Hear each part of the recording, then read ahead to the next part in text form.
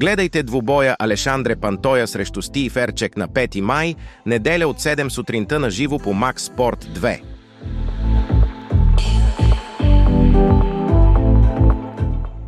Алешандре Пантоя защити титлата си от Брандън Ройвал чрез решение, което е пета поредна победа.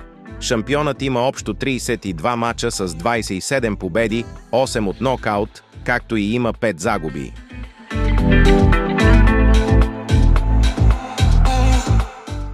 Стив Ерчек записа победа над Мат Шнел чрез нокаут, която му е 11-та поредна.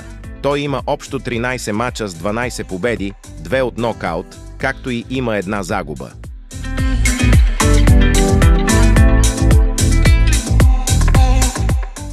Базирано на статистиката ни, очакваме победа от Алешандре Пантоя.